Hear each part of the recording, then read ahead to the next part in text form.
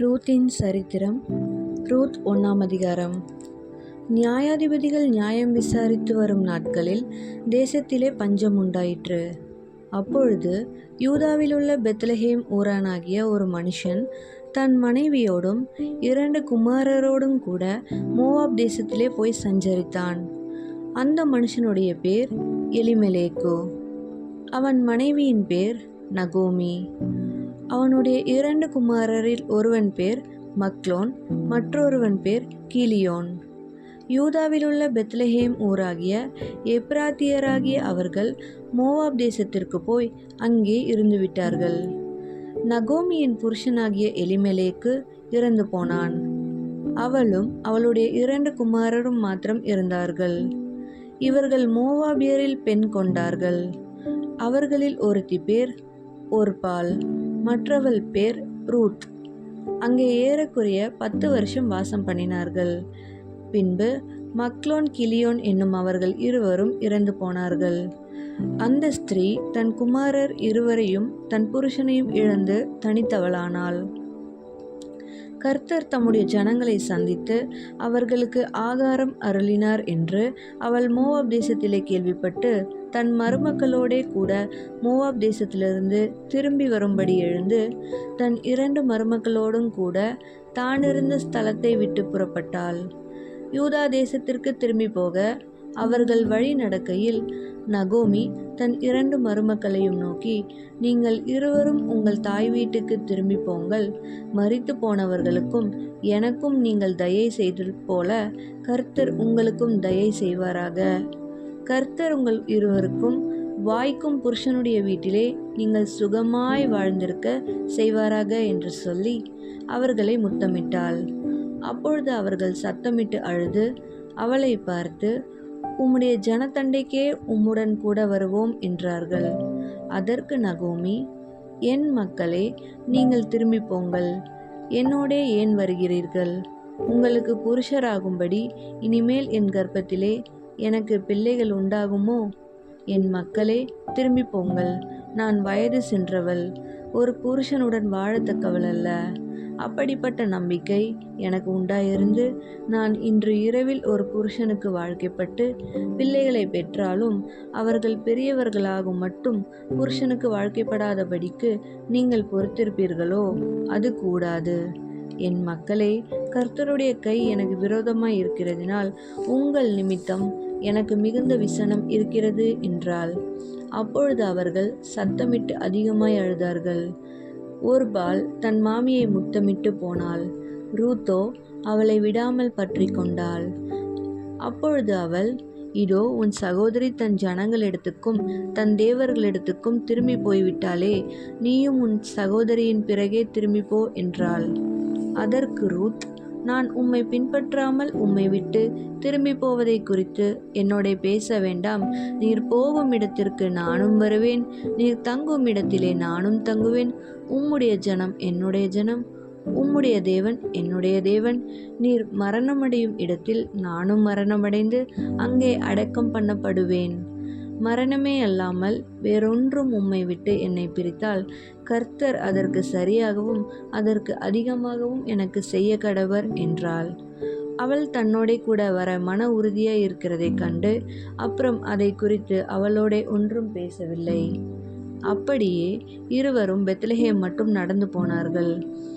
அவர்கள் பெத்லெகேமுக்கு வந்தபோது ஊரார் எல்லாரும் அவர்களை குறித்து ஆச்சரியப்பட்டு, இவள் நகோமியோ என்று பேசிக்கொண்டார்கள்.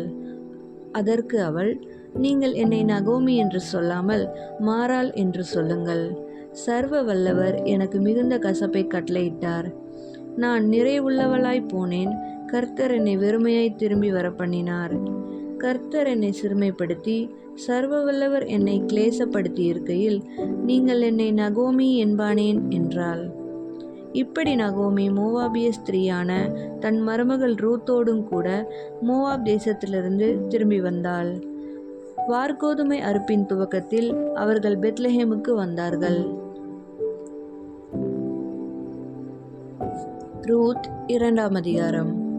நகோமிக்கு அவளுடைய புருஷனாகிய எலிமெலேக்கின் உறவின் முறையில் போவாஸ் என்னும் பேருள்ள மிகுந்த ஆஸ்திக்காரனாகிய இனத்தான் ஒருவன் இருந்தான்.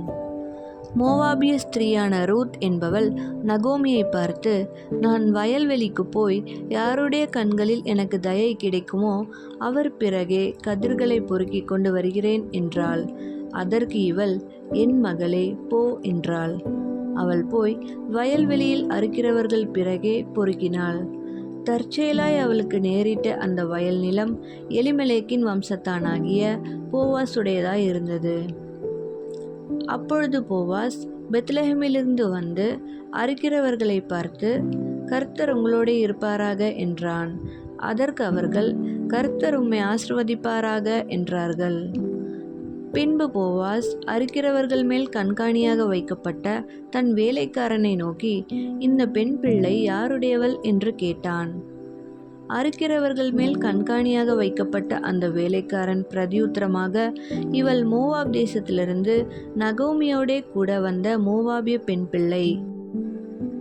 அறுக்கிறவர்கள் பிறகே அரிக்கட்டுகளிலிருந்து சிந்தினதை பொறுக்கிக் கொள்கிறேன் என்று அவள் என்னிடத்தில் கேட்டுக்கொண்டாள். காலமே துவக்கி இதுவரைக்கும் இங்கே இருக்கிறாள். இப்பொழுது அவள் குடிசைக்கு வந்து கொஞ்ச நேரம்தான் ஆயிற்று என்றான். அப்பொழுது போவாஸ் ரூத்தை பார்த்து, மகளே, கேள், பொறுக்கிக் கொள்ள வேறே வயலில் போகாமலும் இவ்விடத்தை விட்டு போகாமலும் இங்கே என் ஊழியக்கார பெண்களோடு கூடவே இரு. அவர்கள் அறுப்பறுக்கும் வயலை நீ பார்த்து அவர்கள் பிறகே போ. ஒருவரும் உன்னை தொடாதபடிக்கு வேலைக்காரருக்கு கட்டளையிட்டிருக்கிறேன். உனக்கு தாகம் எடுத்தால் தண்ணீர் குடங்கள் அண்டைக்கு போய் வேலைக்காரர் மொண்டு கொண்டு வருகிறதிலே குடிக்கலாம் என்றான். அப்பொழுது அவள் தரையிலே முகங்குப்புற விழுந்து வணங்கி, நான் அந்நிய தேசத்தாளாய் இருக்க நீர் என்னை விசாரிக்கும்படி எனக்கு எதினாலே உம்முடைய கண்களில் தயை கிடைத்தது என்றாள். அதற்கு போவாஸ் பிரதியுத்தரமாக, உன் புருஷன் மரணமடைந்த பின்பு நீ உன் மாமியாருக்காக செய்ததும், நீ உன் தகப்பனையும் உன் தாயையும் உன் ஜன்ம தேசத்தையும் விட்டு முன்னே நீ அறியாத ஜனங்களிடத்தில் வந்ததும் எல்லாம் எனக்கு விவரமாய் தெரிவிக்கப்பட்டது. உன் செய்கைக்கு தக்க பலனை கர்த்தர் உனக்கு கட்டளையிடுவாராக. இஸ்ரவேலின் தேவனாகிய கர்த்தருடைய செட்டைகளின் கீழ் அடைக்கலமாய் வந்த உனக்கு அவராலே நிறைவான பலன் கிடைப்பதாக என்றான். அதற்கு அவள், என் ஆண்டவனே, உம்முடைய கண்களில் எனக்கு தயை கிடைக்க வேண்டும். நான் உம்முடைய வேலைக்காரிகளில் ஒருத்திக்கும் சமானமாய் இராவிட்டாலும் நீர் எனக்கு ஆறுதல் சொல்லி உம்முடைய அடியாளோடே பட்சமாய் பேசினீரே என்றாள். பின்னும் போவாஸ் சாப்பாட்டு வேளையில் அவளை பார்த்து, நீ இங்கே வந்து இந்த அப்பத்திலே புசித்து காடியிலே உன் துணிக்கையை தோய்த்துக்கொள் என்றான். அப்படியே அவள் அறுப்பறுக்கிறவர்கள் அருகே உட்கார்ந்தாள். அவளுக்கு வறுத்த கோதுமையை கொடுத்தான். அவள் சாப்பிட்டு திருப்தி அடைந்து மீந்ததை வைத்து கொண்டாள். அவள் கதிர் பொறுக்கிக் கொள்ள எழுந்தபோது போவாஸ் தன் வேலைக்காரரை நோக்கி, அவள் அரிக்கட்டுகள் நடுவே பொறுக்கிக் கொள்ளட்டும், அவளை ஈனம் பண்ண வேண்டாம். அவள் பொறுக்கிக் கொள்ளும்படிக்கு அவளுக்காக அரிகளிலே சிலதை சிந்தி விடுங்கள், அவளை அதட்டாதிருங்கள் என்று கட்டளையிட்டான். அப்படியே அவள் சாயங்காலம் மட்டும் வயலிலே கதிர் பொறுக்கினாள். பொறுக்கினதை அவள் தட்டி அடித்து தீர்ந்தபோது அது ஏறக்குறைய ஒரு மரக்கால் வார் கோதுமை கண்டது. அவள் அதை எடுத்துக்கொண்டு ஊருக்கு வந்தாள். அவள் பொறுக்கினதை அவளுடைய மாமி பார்த்தால், தான் திருப்தியாய் சாப்பிட்டு மீதியாக வைத்ததையும் எடுத்து அவளுக்கு கொடுத்தாள். அப்பொழுது அவளுடைய மாமி, இன்று எங்கே கதிர் பொறுக்கினாய், எவ்விடத்தில் வேலை செய்தாய் என்று அவளிடத்தில் கேட்டு, உன்னை விசாரித்தவன் ஆசீர்வதிக்கப்படுவானாக என்றாள். அப்பொழுது அவள், இன்னாரிடத்திலே வேலை செய்தேன் என்று தன் மாமிக்கு அறிவித்து, நான் இன்று வேலை செய்த வயல்காரன் பேர் போவாஸ் என்றாள். அப்பொழுது நகோமி தன் மருமகளை பார்த்து, உயிரோடு இருக்கிறவர்களுக்கும் மரித்தவர்களுக்கும் தயவு செய்கிற கர்த்தராலே அவன் ஆசீர்வதிக்கப்படுவானாக என்றாள். பின்னும் நகோமி அவளை பார்த்து, அந்த மனுஷன் நமக்கு நெருங்கின உறவின் முறையானும் நம்மை ஆதரிக்கிற சுதந்திரவாளிகளில் ஒருவனுமாய் இருக்கிறான் என்றாள். பின்னும் மோவாபிய ஸ்திரீயான ரூத், அவர் என்னை நோக்கி, என் அறுப்பெல்லாம் அறுத்து தீரும் மட்டும் நீ என் வேலைக்காரிகளோடே கூடவே இரு என்று சொன்னார் என்றாள். அப்பொழுது நகோமி தன் மருமகளாகிய ரூத்தை பார்த்து, என் மகளே, வேறொரு வயலிலே மனுஷர் உன்னை எதிர்க்காதபடிக்கு நீ அவன் வேலைக்காரிகளோடே போகிறது நல்லது என்றாள்.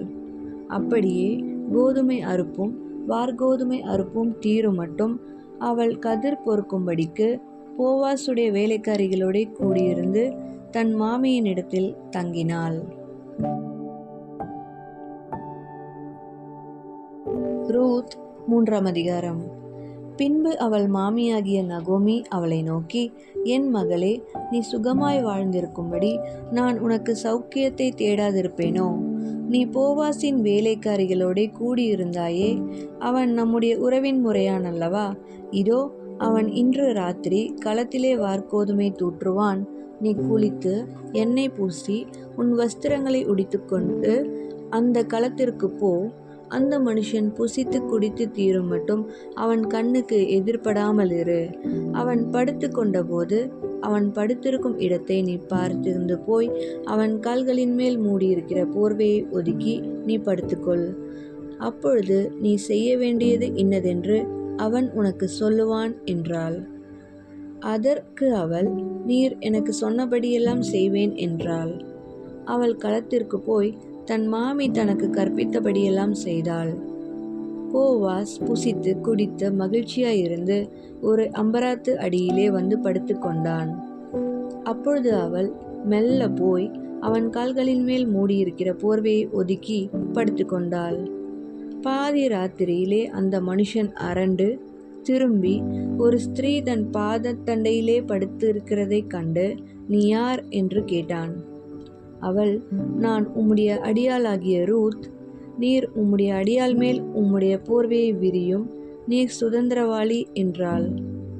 அதற்கு அவன், மகளே, நீ கர்த்தரால் ஆசீர்வதிக்கப்படுவாயாக. நீ தரித்திரரும் ஐஸ்வர்யவான்களுமான வாலிபர்களின் பிறகே போகாததினால் உன் முந்தின நற்குணத்தை பார்க்கிலும் உன் பிந்தின நற்குணம் உத்தமமாய் இருக்கிறது. இப்போதும் மகளே, நீ பயப்படாதே, உனக்கு வேண்டியபடியெல்லாம் செய்வேன். நீ குணசாலி என்பதை என் எஜமானாகிய ஊரார் எல்லாரும் அறிவார்கள். நான் சுதந்திரவாளி என்பது மெய்தான். ஆனாலும் என்னிலும் கிட்ட சுதந்திரவாளி ஒருவன் இருக்கிறான். ராத்திரிக்கு தங்கியிரு. நாளைக்கு அவன் உன்னை சுதந்திர முறையாய் விவாகம் பண்ண சம்மதித்தால் நல்லது. அவன் விவாகம் பண்ணட்டும். அவன் உன்னை விவாகம் பண்ண மனதில்லாதிருந்தானே ஆகில் நான் உன்னை சுதந்திர முறையாய் விவாகம் பண்ணுவேன் என்று கர்த்தருடைய ஜீவனை கொண்டு ஆணையிடுகிறேன். விடியற்காலம் மட்டும் படுத்து கொண்டிரு என்றான். அவள் விடியற்காலம் மட்டும் அவன் பாதத்தண்டையில் படுத்திருந்து, களத்திலே ஒரு ஸ்திரீ வந்ததாக ஒருவருக்கும் தெரிவிக்க வேண்டாம் என்று அவன் சொல்லியிருந்தபடியால் ஒருவர் முகம் ஒருவருக்கு தெரியாததற்கு முன்னே எழுந்திருந்தாள்.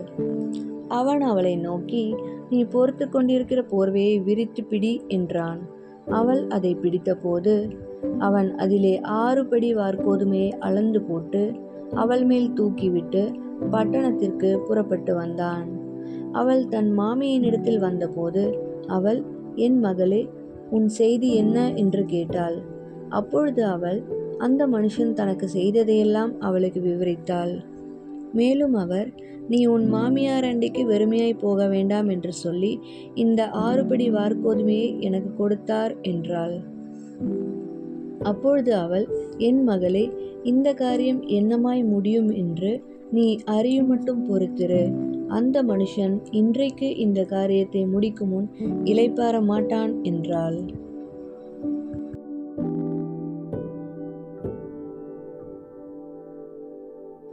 ரூத் 4ஆம் அதிகாரம். போவாஸ் பட்டண வாசலில் போய் உட்கார்ந்து கொண்டிருந்தான். அப்பொழுது போவாஸ் சொல்லியிருந்த அந்த சுதந்திரவாளி அந்த வழியே வந்தான். அவனை நோக்கி, ஓய் என்று பேர் சொல்லி கூப்பிட்டு, இங்கே வந்து சற்று உட்காரும் என்றான். அவன் வந்து உட்கார்ந்தான்.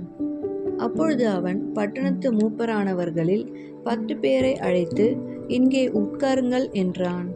அவர்களும் உட்கார்ந்தார்கள்.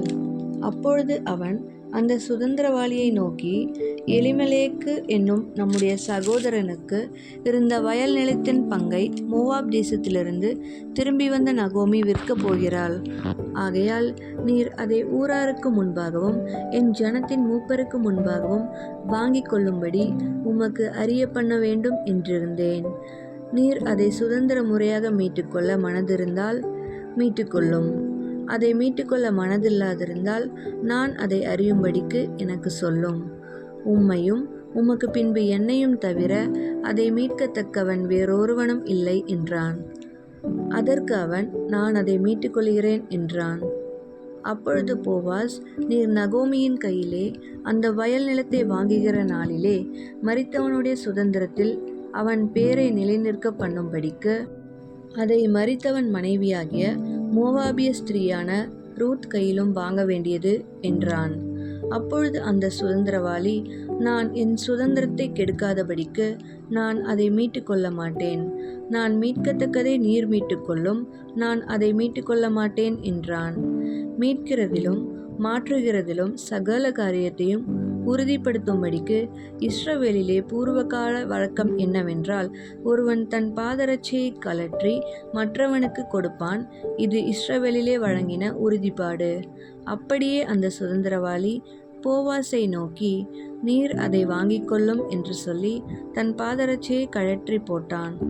அப்பொழுது போவாஸ் மூப்பரையும் சகல ஜனங்களையும் நோக்கி, எலிமெலேக்குக்கு இருந்த எல்லாவற்றையும் கிலியோனுக்கும் மக்லோனுக்கும் இருந்த எல்லாவற்றையும் நகோமியின் கையிலே வாங்கிக் கொண்டேன் என்பதற்கு இன்றைய தினம் நீங்கள் சாட்சி. இதுவும் அல்லாமல் மரித்தவனுடைய சகோதரருக்குள்ளும் ஊராருக்குள்ளும் அவனுடைய பேர் அற்று போகாமல் மரித்தவனுடைய சுதந்திரத்திலே அவன் பேரை நிலைநிறுத்த நான் மக்லோனின் மனைவியாயிருந்த மோவாபிய ஸ்திரீயான ரூத்தை எனக்கு மனைவியாக கொண்டேன். அதற்கும் இன்றைய தினம் நீங்கள் சாட்சி என்றான்.